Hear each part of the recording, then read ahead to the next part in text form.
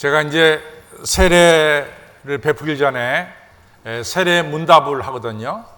세례 문답에 이제 질문하는 문항이 여러 개가 있습니다. 이제 그 중에 하나가 뭐냐면은 하나님은 누구십니까? 이렇게 이제 제가 여쭤봐요. 그러면은 대답하시기를 사랑의 하나님입니다. 또 어떤 분은 예수님의 아버지 하나님이십니다. 또 어떤 분은 태초에 하나님이 천지를 창조하셔서 창조주 하나님입니다. 이렇게 대답을 하십니다. 근데 대답 다 맞는 거죠. 하나님은 사랑과 공의의 하나님이시고 또 독생자를 이 땅에 보내신 우리 아버지 하나님이 되시고 또한 우리 하나님은 천지 만물을 지으신 창조주 하나님이 되십니다. 근데 이제 성경은 이 세 가지 또 그 밖에 우리 하나님에 대해서 많은 것이 있지만은 성경은 우리 하나님을 한마디로 표현하는데 그 한마디가 뭐냐면 창세기 1장 1절에 나오는 말씀입니다. 태초에 하나님이 천지를 창조하시니라. 하나님 누구냐? 하나님은 창조주 하나님이시다. 이것이 성경이 하나님 누구냐 한마디로 말할 때 표현하는 첫 번째 말씀이 되겠습니다. 그래서 창세기 1장 2장을 보면은 이제 하나님의 창조의 기사가 나옵니다. 하나님의 창조의 기사를 보면은 하나님이 상당히 질서적으로, 저는 성경을 읽을 때마다 성경에서 대단한 수학을 저는 발견합니다. 그래서 첫째 날, 둘째 날, 셋째 날은 하나님께서 큰 틀을 만드시고 넷째 날, 다섯째 날, 여섯째 날은 그 만드신 틀 안에 내용물을 채우시는 우리 하나님임을 볼 수 있습니다.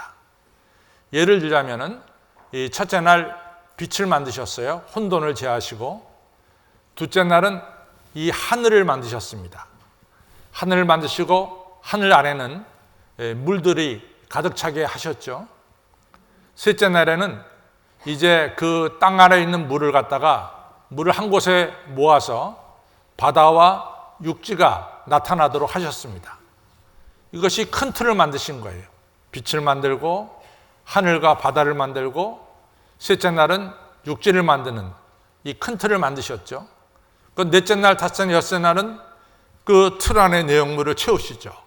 그래서 빛을 발하는 태양과 달과 별들을 만드시고 또 다섯째 날은 하늘을 만드셨으니까 하늘 나는 새와 또 바다의 어족들을 만드시고 또 여섯째 날에는 육지라고 하는 큰 틀을 만드셨으니까 육지의 짐승을 만드셨죠.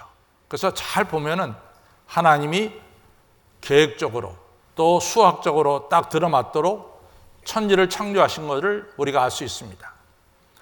근데 하나님 맨 마지막에 우리 인간인 여러분과 저를 창조하셨어요. 그래서 창조하시기를 하나님이 자기 형상을 따라 남자와 여자를 만드시고 이렇게 말씀하시고 있습니다. 그러니까 여러분과 저를 하나님의 형상을 따라 여러분과 저를 창조하셨다 그 말이죠. 그러면은 하나님의 형상을 따라 창조했다는 이 뜻은 뭐냐? 우리가 인간을 창조하고 나서 하나님께서 바다의 어종이나 들짐승이나 이런 거하고는 다르게 인간을 창조하시고 하신 말씀이 있습니다. 생육하고 또 땅에 번성하고 땅에 충만하고 그리고 땅을 정복하고 그리고 공중의 새와 바다의 어족과 그 다음에 이 육지에 있는 모든 생물들을 다스려라 이렇게 말씀하고 있어요. 그래서 하나님이 창조한 모든 물건들, 공중의 새, 바다의 어족들 그리고 이 짐승들 이 모든 것을 다스리는 권한을 하나님께서 인간에게 주셨어요. 그것은 어떤 생물에게도 하나님 주시지 않았어요. 오직 인간에게만 하늘과 땅과 바다에 있는 모든 것을 다스리게 했습니다. 실제로 그렇지 않습니까?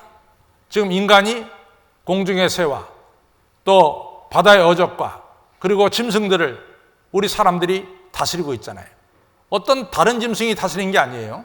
오직 사람이 다스리고 있습니다. 두 번째로 하나님이 인간을 하나님의 형상대로 창조하셨다라고 하는 말씀 속에서 우리가 분명한 것을 알 수 있는 건데, 그것은 뭐냐면 마태복음 3장에 보면은 하나님께서 예수님에게 이같이 세례받고 나올 때 그 모든 사람이 듣도록 하나님의 음성이 들립니다. 이는 내 사랑하는 아들이고 내 기뻐하는 자다. 이런 음성을 모든 사람이 듣도록 하십니다. 그리고 또 마태복음 11장에서 예수님이 이같이 얼굴이 해처럼 빛나고 옷이 눈과 같이 휘어지게 변하는 이러한 때에 하늘에서 음성이 또 들리죠. 이는 내 사랑하는 아들이고 내 기뻐하는 자니 너희는 그의 말을 들을지어다. 베드로, 요한, 야고보가 하나님의 음성을 듣습니다. 인간이 하나님의 형상대로 창조되었다는 중요한 의미는 여러분과 저는 하나님의 음성을 들을 수 있는 하나님의 대화의 상대가 되었다는 얘기입니다. 또 동시에 여러분과 저는 하나님과 대화할 수 있는 기도라고 하는 축복을 주셨어요. 그래서 우리 인간이 하나님의 형상대로 창조되었다 할 때 첫째는 만물을 다스리는 권세를 하나님께로부터 우리가 받았고, 두 번째는 하나님과 대화하는 하나님의 대화의 상대가 바로 우리 인간이라고 하는 중요한 의미가 들어있습니다. 그리고 더 나아가서 인간이 하나님의 형상대로 창조되었다라고 말하는 것은 이 세상 어떤 것을 주고도 바꿀 수 없을 만큼 존귀한 자가 바로 우리 인간이다, 이런 얘기입니다. 그래서 시편 8편에 보면은 하나님께서 우리를 존귀하게 창조하신 것에 대해서 다윗이 하나님을 찬양하는 것을 볼 수 있습니다. 이처럼 천하 만물을 주고도 바꿀 수 없을 만큼 하나님은 여러분과 저를 존귀한 자로 창조하셨습니다. 이같이 창조된 인간이 죄를 범했어요. 이 죄 때문에 인간은 하나님과의 관계가 단절되고 죽을 수밖에 없게 되고 에덴동산에서 쫓겨나고 멸망을 받을 수밖에 없게 됐습니다. 하나님이 그토록 정성을 쏟아서 창조한 인간이 죄 때문에 모든 것을 일시에 다 잃어버리게 됐습니다. 이런 상황에서 하나님은 그냥 너 죄 졌으니까 계속해서 망해라, 그렇게 내버려 둘 것인가, 아니면 죄 지은 인간을 어떻게 다시 회복시킬 것인가, 바로 이것을 두고 하나님이 행하신 일이 바로 크리스마스입니다. 제가 섬기던 교회 교인인데요, 이분이 17살에 북한에서 남한으로 내려왔어요. 혼자 내려왔습니다. 근데 그분이 공부를 참 잘했습니다. 잘해가지고 서울의대에 입학을 했어요. 그래갖고 그 옛날에 서울의대를 나와서 병원을 개업하셨습니다. 이분이 혼자서 내려와서 얼마나 어렵게 공부했으면은 이분의 이 넉넉함에도 불구하고 이분의 생활 속에는 아주 이 절제, 그리고 이 낭비하지 않는 게 몸에 뱄어요. 제가 언젠가도 한번 얘기했지만은 이분 아주 재미있는 게 뭐냐면은 이게 티슈 아니에요, 이게. 근데 이게 2장으로 되어 있어요. 잘 보면은 이게 벗기는데도 시간 걸린다고. 근데 이분은 꼭 벗겨서 한 장 쓰시고 또 한 장 쓰세요. 그래가지고 이렇게 2장이 되잖아요. 이게 2개. 벗겨서 쓰신다고, 이분이.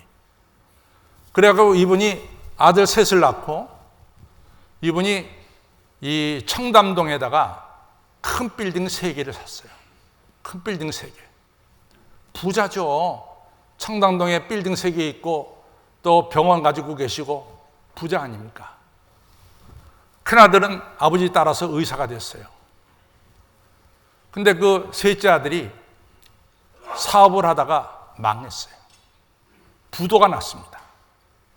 그래가지고 이 셋째 아들이 감옥에 갈 수밖에 없게 됐어요. 이 부도난 거 해결 안 하면은 감옥에 가게 됐습니다. 그때 우리 그 성도님이 청담동에 있는 빌딩 3개 중에서 2개를 팔아서 그 빚을 갚아줬어요. 자기 아들 감옥에 안 가게 막았습니다. 큰아들이 이런 아버지의 행동을 보고 화가 났어요. 그래갖고 아버지한테, 아버지, 저놈이 잘못한 거 저놈이 책임져야지 왜 아버지가 이 재산을 팔아서 저 아들을 갖다가 이 망하게 한 걸 다 갚아주십니까? 저는 아버지 하는 행동에 대해서 저는 받아들일 수가 없습니다 하면서 큰아들이 아버지에게 대들었어요. 근데 아버지는 그 셋째 아들을 위해서 계속해서 빌딩 팔았어요. 갚아줬습니다. 큰아들이 나 다시는 아버지 안 봅니다. 뭐 큰아들도 병원 의사니까 먹고 살만하니까 아버지 기댈 필요가 없죠. 나 다시는 아버지 안 봅니다. 아버지하고 의절했단 말이죠. 근데 여러분들 되게 북에서 내려온 분들은 이남의 가족이 없어요. 이남의 가족이 없어요. 제가 전에도 한번 웃은 얘기했지만 우리 집 식구 9명이 이같이 브라질로 이민 갈 때요, 우리가 9명 다 탔거든요, 비행기에. 근데 우리 아버지께서 밤에 일어나서 9명을 세더라고. 아니, 비행기 안에서 어딜 도망가? 다 있지. 근데도 가족 없이 내려오니까 이 가족에 대한 이런 끈끈함이 대단합니다. 근데 이분도 아들 셋 중에 큰아들이 그래도 믿을 만한 아들이고 아버지의 뒤를 이어서 의사가 됐는데, 이 아들이 말이지 아버지하고 절교하게 되니까 충격을 받으셨어요. 그 이 아들이 글쎄 이 아버지가 자살을 하려고 들었어요. 자살을. 그러니까 부인네는 권사님한테 전화를 했어요. 목사님 빨리 오셔야 되겠습니다. 그래서 제가 갔죠. 갔더니 그분이 말씀하기를, 목사님 저 살 의미가 없습니다. 아니, 아들 하나가 지금 돈을 안 갚으면 철장에 가야 되는데, 그래 아버지가 그 문제를 해결해 줄 수 있음에도 불구하고 그걸 어떻게 못 본 척합니까? 이 셋째 아들 철장에 집어넣을 줄 없지 않습니까? 그래서 내가 빌딩 3개 중에 2개를 팔아서 그걸 갖다 빚을 갚아줬는데, 큰아들이 그것 때문에 나하고 절교하고 절연하고 다시는 안 보겠다고 떠났습니다. 내가 인생을 잘못 산 것 같습니다. 이분이 이러면서 자살을 하려고 들더라고요. 그래서 제가 그러시면 안 됩니다. 지금까지 정말 그분이 3파선 넘어와서 살아온 게 하나 드라마 같은 인생인데, 그래 그거 가지고 죽으면 되겠어요? 그래서 그러면 안 됩니다. 그랬어요. 여러분들, 아버지의 마음이 다 똑같아요. 그 아들 중에 한 명이 어려움을 당했다면은, 그 아버지가 그 아들을 도울 수 있다면은 무슨 수단 방법을 써서라도 돕죠. 여러분 안 그러겠어요? 저하고 제 집사람은 그럴 것 같아요. 우리 애 중에 누가 하나가 어려움이 백이 하나 당한다면은 무슨 수를 써더라도 우리 아이를 건져내고 싶은 마음으로 가득할 거예요. 이것이 부모님의 마음입니다. 하나님도 똑같아요. 하나님이 하나님의 손으로 창조한 우리 인간, 하나님의 형상대로 창조한 인간이 죄 때문에 영원히 멸망당한 것을 그냥 볼 수 있냐 말이죠. 그냥 볼 수 없죠. 그래서 바로 우리 하나님께서 하신 일이 독생자 아들 예수님을 이 땅에 보내신 거예요. 우리가 하나님에 대해서 잘 알아야 되는데, 하나님은 혼돈을 질서로 바꾸신 분이에요. 그러니까 첫날 혼돈했던 세상이 하나님이 빛이 있으라 하시면서 질서를 잡으셨어요. 이 질서가 잡힌다는 것은, 질서가 있다는 것은 법과 원칙이 있다는 거예요. 법과 원칙이 없으면 질서가 없는 거예요. 또 법과 원칙을 세우고 그 법과 원칙을 우리가 지켜나갈 때 거기에 질서가 있지, 법하고 원칙은 분명히 있는데 질서를 우리가 안 지킨다, 그 법과 원칙을 안 지킨다, 그럼 질서가 깨지는 거죠. 하나님은 질서의 하나님이세요.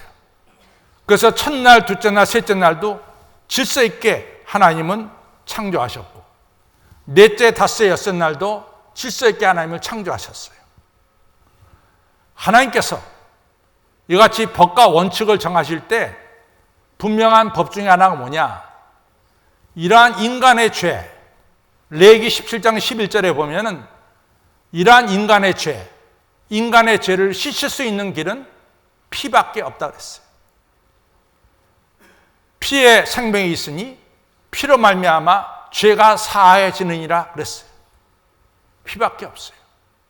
그러면 우리 인간이 저지른 이 죄를 씻기 위해서 하나님이 누구의 피를 쓸 것인가?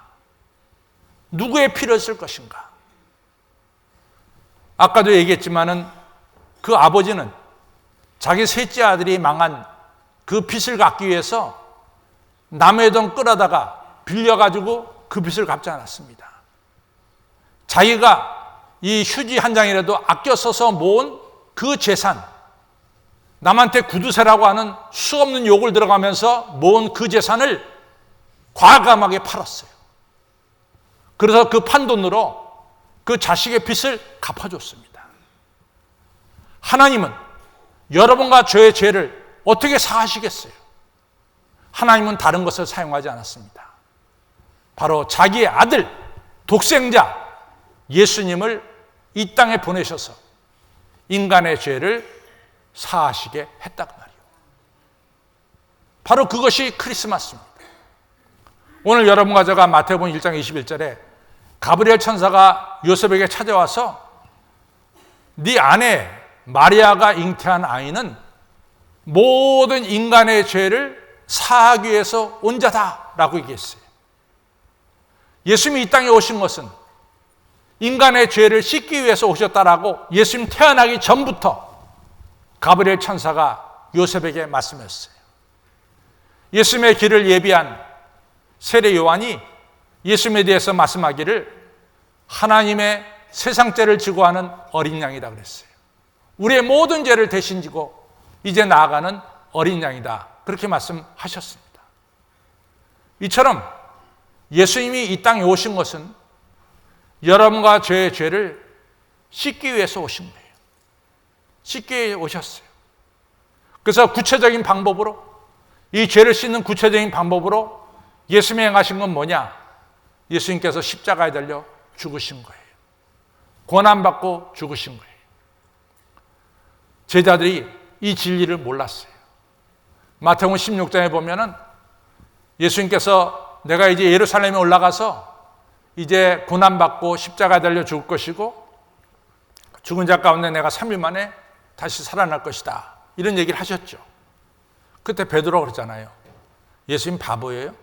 예수님 멍청이에요? 예수님 뭐 지금까지 그 많은 수많은 기적을 베풀어서 많은 사람 지금 예수님을 따르는데 그래 바보처럼 왜 죽습니까? 그것도 왜 십자가에 달려 죽습니까? 그러면서 베드로가 예수님을 공격했어요. 그때 예수님 뭐라고 말씀합니까? 사단아 물러가라. 너는 하나님의 일을 생각하지 않고 사람의 일을 생각한도다. 너는 나를 넘어지게 하는 자야. 내가 이 땅에 왜 왔냐? 내가 이 땅에 온 것은 인간의 죄를 사하려고 왔다. 그러기 위해서 내가 예루살렘에 올라가서 십자가에 달려 죽는 것이다. 분명히 밝히셨죠. 예수님은 우리 인간의 모든 죄를 대신 지시고 십자가에 달리셔 죽으셨어요. 벌써 이 일은 오래전에 이사야 예언서에 예언되고 있어요. 그는 실로 우리의 질고를 지고 우리의 슬픔을 당하였거늘 우리는 생각하기를 그가 하나님의 징벌을 받아서 매를 맞고 벌을 받는다 하였도다. 우리 예수님의 십자가의 죽음이 바로 예수님 자신의 죄 때문에 십자가에 달려 죽는 것을 생각했다는 거죠. 이사야 53장 5절에 그가 찔림은 우리의 허물을 인하며 그의 상함은 우리의 죄악을 인하며 그가 십자가는 징계를 받음으로 우리가 평화와 자유를 누리고 그가 채찍에 맞음으로 우리가 나음을 입었도다. 우리는 다 양 같아서 그릇 행하여 우리 갈 길로 갔지만 하나님께서는 우리 무리의 모든 죄를 바로 예수 그리스도에게 담당시키셨다라고 말씀하고 있습니다. 여러분, 바로 예수님은 이처럼 우리의 죄를 사하기 위해서 십자가에 달려 죽으셨어요. 골로새서 2장은 좀 더 현실적이고 우리의 죄가 종이에 다 쓰여졌어요. 어떤 죄 졌다 다 종이에 쓰여졌어요. 우리의 죄가 쓰여진 종이를 가지고 십자가에 달리셔서 그 피가 우리 쓰여진 모든 죄를 다 깨끗하게 씻어주셨다라고 사도 바울은 골로새서에서 말씀하고 있습니다. 예수님의 십자가의 죽음은 우리 죄를 사하기 위함입니다. 그런데 문제는 있어요. 그런 진리를 깨닫는 사람이 있는가 하면 깨닫지 못하는 사람이 있어요. 아마 제가 이 시간 말씀해도 확실하게 깨닫고 맞습니다. 예수님 맞습니다. 아멘 그렇습니다. 진실로 그렇습니다. 라고 지금 마음속으로 동의하시는 분이 있지만은 제가 말씀드리는 이 예수님의 이러한 태어나심과 십자가의 진리를 아직도 동의 못하는 분들도 없지 않아 있을 거예요. 그런데 하나님은 그노 개의치 않아요. 여러분과 저가 예수님을 십자가에 달려 죽게 한 하나님의 이 뜻을 여러분과 저가 이 시간 깨닫든 깨닫지 못하든 관계하지 않아요. 그래서 로마서 5장 8절에 보면 우리가 아직 하나님과 원수되었을 때, 이러한 진리를 깨닫지 못할 때 하나님께서는 우리가 깨닫든 깨닫지 못하든 일방적으로 독생자 아들 예수님을 십자가에 달려 주심을 통해서 너희들이 나를 이해하든 이해하지 못하든 나는 너희를 사랑한다. 하나님의 사랑을 확증하셨다라고 말씀하고 있습니다. 이것이 바로 예수님이 이 땅에 오신 이유예요. 예수님이 왜 이 땅에 오셨냐? 우리 죄를 사하기 위해서 오셨어요. 예수님이 왜 이 땅에 오셨냐? 우리에게 새로운 생명을 주시기 위해서 오셨어요. 예수님이 왜 이 땅에 오셨느냐? 하나님의 사랑을 우리에게 보여주시기 위해서 오셨습니다. 예수님이 이 땅에 오신 이유는 너무나 명백해요. 죄를 사하여 주시고 새로운 생명을 주시고 하나님의 사랑을 여러분과 저로 하여금 느끼도록 하시기 위해서 오셨어요. 예수님은 여기서 끝난 게 아니에요. 예수님이 이 땅에 오신 목적은 더 있습니다. 그것은 뭐냐면 여러분과 저를 축복하시기 위해서 오셨어요.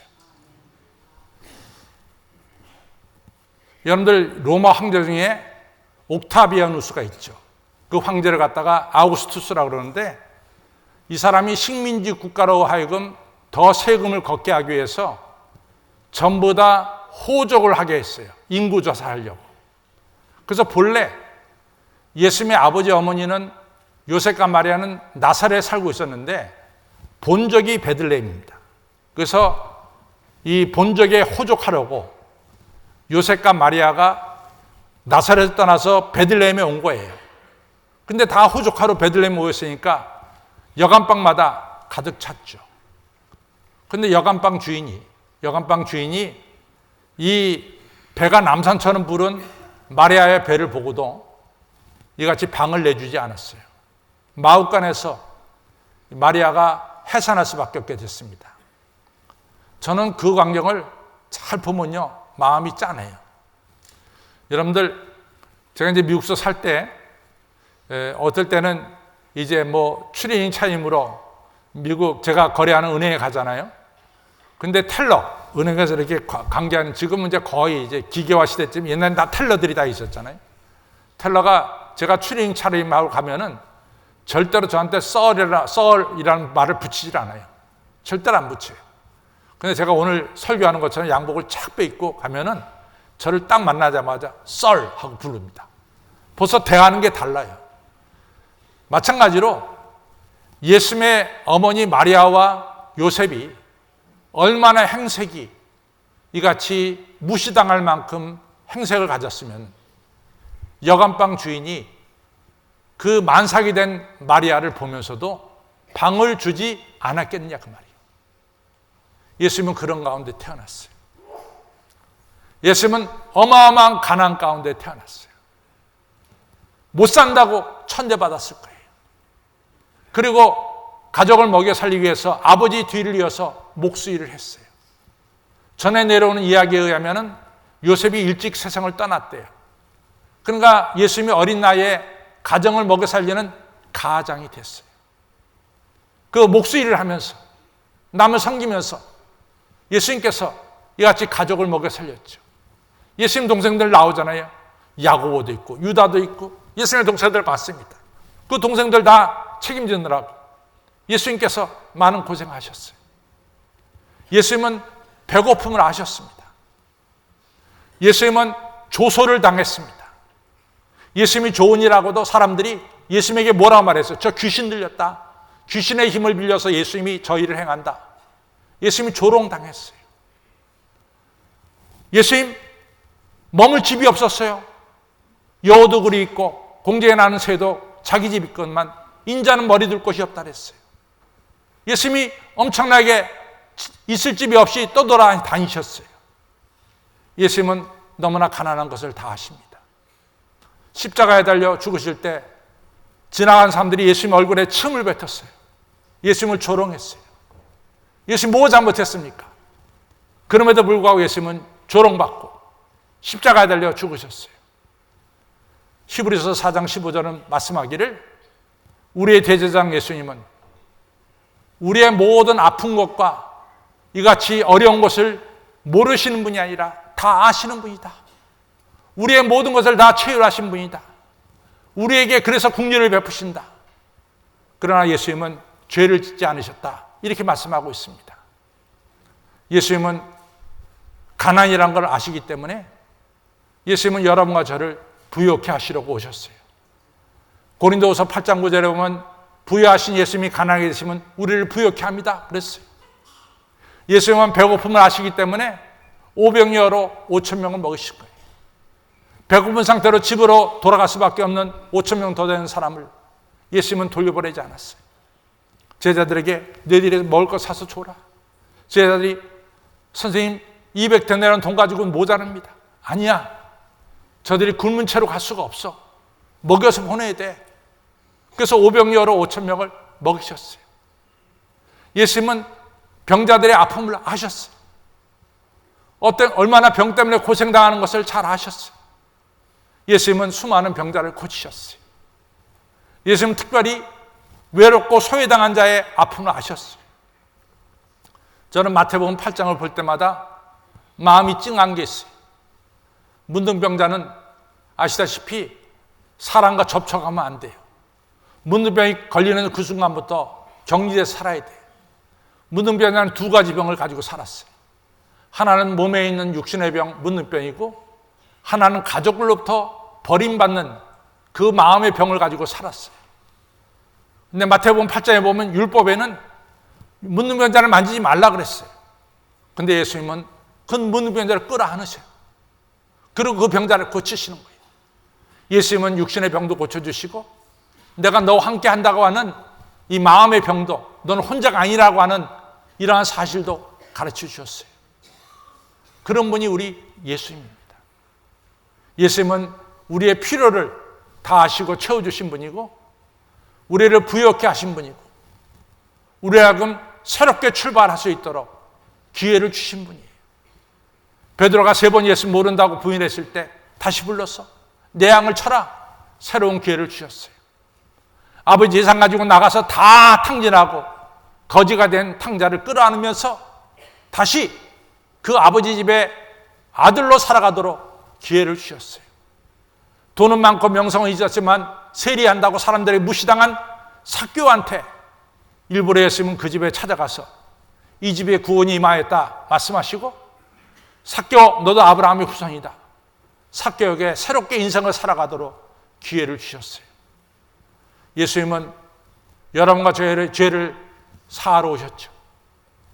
우리에게 생명을 주러 오셨죠. 하나님의 사랑을 보여주려고 오셨죠. 그리고 여러분과 저를 축복하러 오셨어요. 예수님 베푸신 축복의 구체적인 건 뭡니까? 여러분과 저의 필요를 채워주시는 거예요. 우리에게 필요한 것을 공급해 주시는 거예요. 가난한 자를 부유케 하시는 거예요. 그리고 여러분과 저에게 새로운 기회를 주시는 겁니다. 이것이 예수님이 우리에게 주신 축복이에요. 여러분, 크리스마스는 이 축복, 이 선물을 받은 날이 크리스마스입니다. 그러니까 당연히 여러분, 크리스마스는 이 축복을 받았기 때문에 우리는 기뻐해야 되고 감사해야 되는 거예요. 장사하는 사람들이 가장 기다리는 게 크리스마스 대복이래요. 아니 왜 장사하는 사람만 크리스마스를 기다리냐고? 실제적으로 축복받은 여러분과 저가 당연히 크리스마스를 기다려야 되고 기뻐해야 되고 감사해야 되지 않습니까?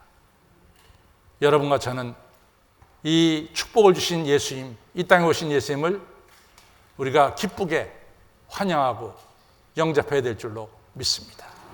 크리스마스에는 기쁨이 있어야 돼요. 특별히 대림절에는 기쁨이 있어야 돼요. 근데 여러분들 얼굴 보니까 별로 기뻐하지 않는 것 같아요. 우리 옆에 분들에게 얘기하겠습니다. 당신이 기뻐하니 나도 기쁩니다. 시작.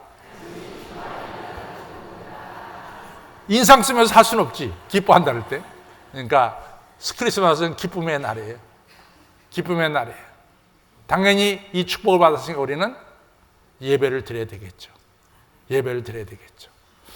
저는 크리스마스는 이 자력과 같은 힘이 있다고 생각해요. 자력. 끌어당기는 힘이 있다고 생각해요. 그래서 저 페르시아에 살고 있던 동방 박사들이 베들레헴까지 왔어요. 그 크리스마스가 동방 박사들 끌어들인 거야. 멀리서. 또 들에서 양을 치던 목자들이 들에서 양을 치다가 베들레헴에 있는 예수님에게 와서 경배했어요. 크리스마스는 여러분과 저를 끌어당기는 힘이 있습니다. 왜? 우리를 축복하시고 우리에게 새로운 인생을 주시기 위해서 우리를 끌어당기는 힘이 있습니다. 크리스마스가 예수님이 여러분과 저를 끌어당길 때 도망가지 마세요. 예수님이 끌어당길 때 이 끌어당기는 힘에 여러분 자신을 맡기시길 바랍니다. 그래서 크리스마스의 축복을 받으세요. 죄사함의 축복, 새 생명의 축복, 하나님의 사랑의 축복, 그리고 우리의 필요한 것을 채워지는 축복, 그리고 가난한 자가 부욕해 되는 축복, 그리고 새로운 기회를 주시는 축복을 받으시길 바랍니다. 그래서 하나님께 감사하고 찬양하는 크리스마스가 되기를 주님의 이름으로 축원합니다. 다 같이 일어나시겠습니다.